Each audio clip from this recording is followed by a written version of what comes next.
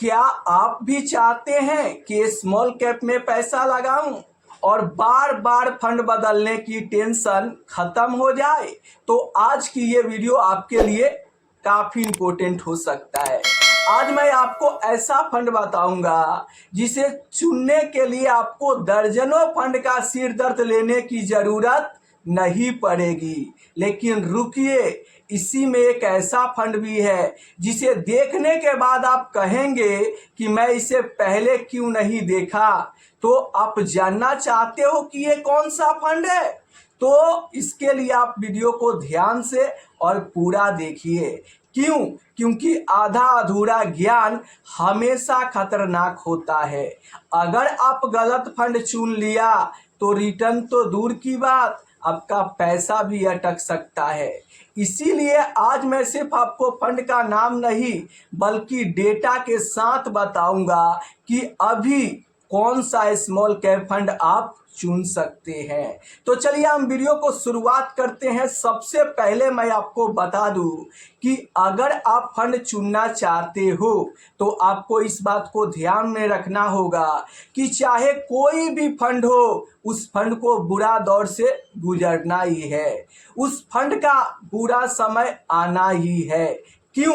क्योंकि इतिहास गवाह है, एक ऐसा समय था जिस समय SBI small cap fund top पर हुआ करता था और आज उसका परफॉर्मेंस देखोगे तो काफ़ी कमज़ोर देखने को मिल रहा है।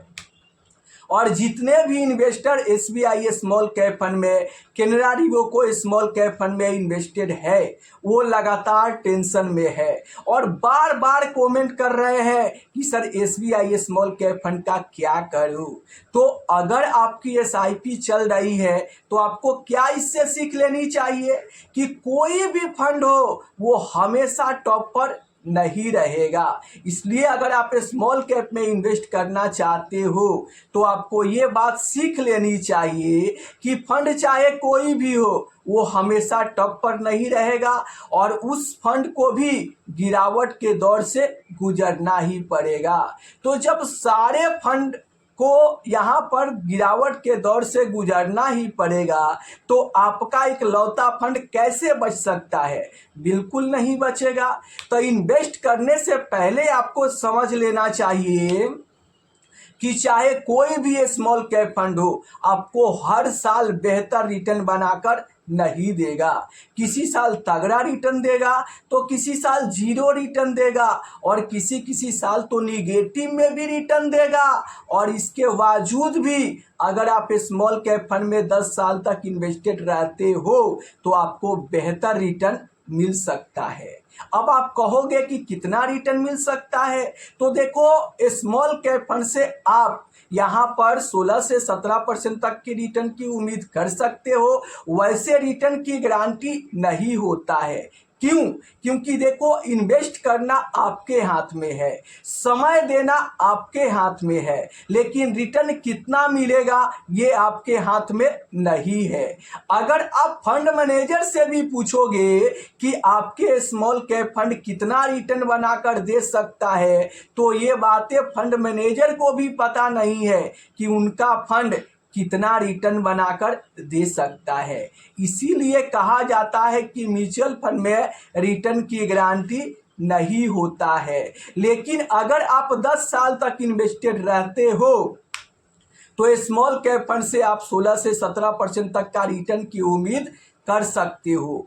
अगर आपका फंड बेहतर परफॉर्मेंस किया तो इससे ऊपर भी रिटर्न बनाकर दे सकता है और आपका फंड अगर कमजोर परफॉर्मेंस कर दिया तो इससे 1 से 2% कम रिटर्न भी दे सकता है। इसीलिए म्यूचुअल फंड में रिटर्न की गारंटी नहीं होता है, म्यूचुअल फंड जोखिम के अधीन होता है। चलिए अब मैं आपको फाइनली बता दूं कि आखिर वो कौन सा फंड है जिसे चुनने के बाद आपको बार बार फंड बदलने की टेंशन खत्म हो जाएगी और बिना दिमाग लगाए आप तगड़ा पैसा बना सकते हो। तो आप स्क्रीन पर देख सकते हो, इस फंड ने 10 साल में 21.76% का रिटर्न दिया है। 7 साल में 27% का रिटर्न दिया है, 5 साल में 20% का रिटर्न है और 3 साल में आप देख सकते हो 17% का रिटर्न है। लेकिन 2 साल का रिटर्न देखोगे तो सिर्फ 3% का ही है और 1 साल में 11% का रिटर्न है।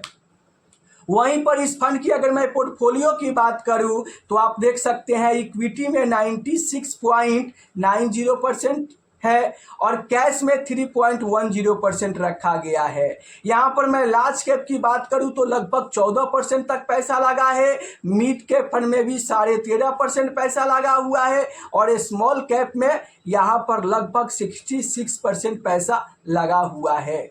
तो ये कौन सा स्मॉल कैप फंड है? मैं बात कर रहा हूँ Nippon India small cap fund की। Nippon India small cap fund पुराने फंड है और लंबे समय से इस फंड का परफॉर्मेंस काफ़ी स्ट्रॉन्ग देखने को मिला है और लंबे समय से ये फंड अपने आप को बेहतर साबित किया है और आज भी स्मॉल कैप कैटेगरी में नंबर 1 की कुर्सी पर बैठा हुआ है। तो अगर आप वैसा फंड चुनना चाहते हैं कि आपको बार बार फंड चेंज करने की ज़रूरत ना पड़े तो आप Nippon India small cap fund को यहाँ पर चुन सकते हो। जानना चाहते हो क्यों?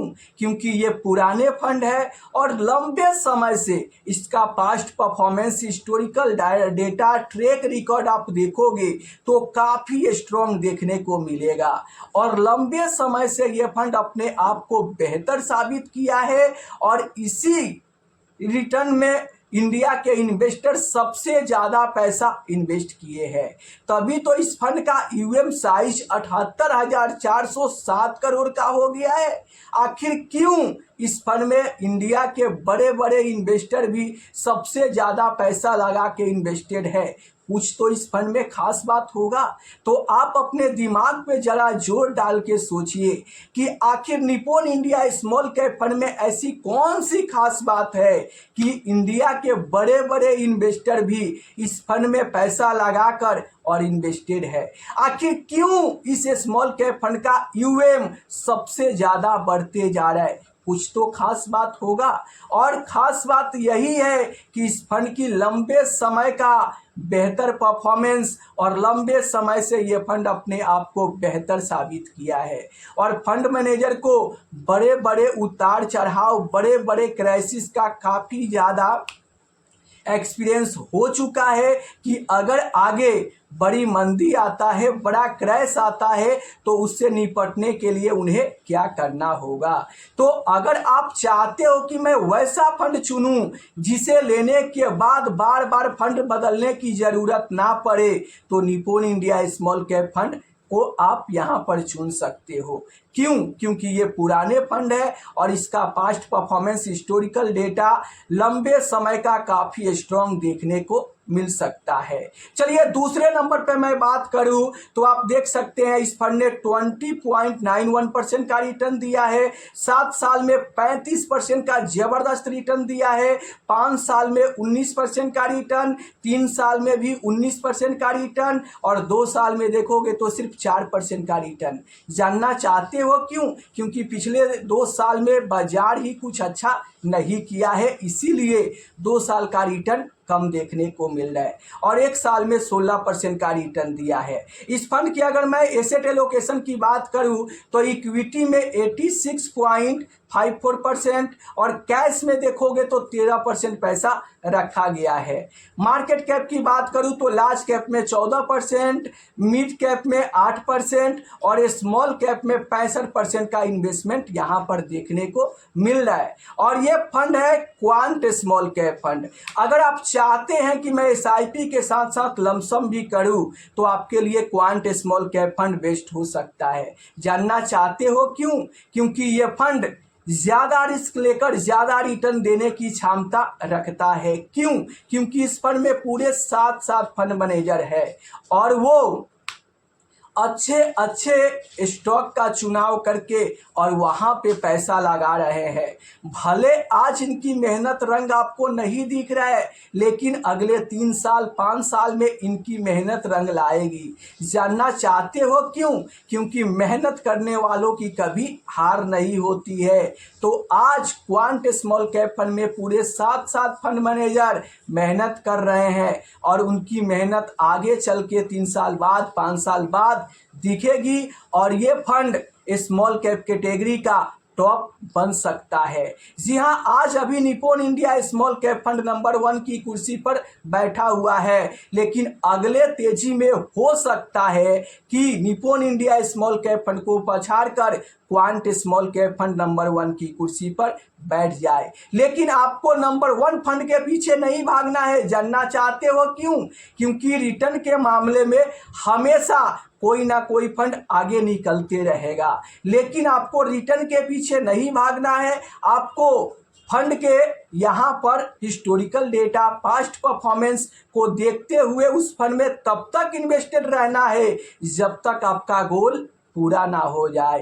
तो फाइनली मैं आपको 2 फंड बताया, किसी तरीके का कोई पेड प्रमोशन नहीं है। मैं आपको बता दूं कि ये स्मॉल कैप फंड है। अगर आप बाजार की उतार चढ़ाव को नहीं झेल सकते हो, कम से कम 10 साल तक इन्वेस्टेड नहीं रह सकते हो, तो आपको स्मॉल कैप फंड से दूर रहना चाहिए। क्यों?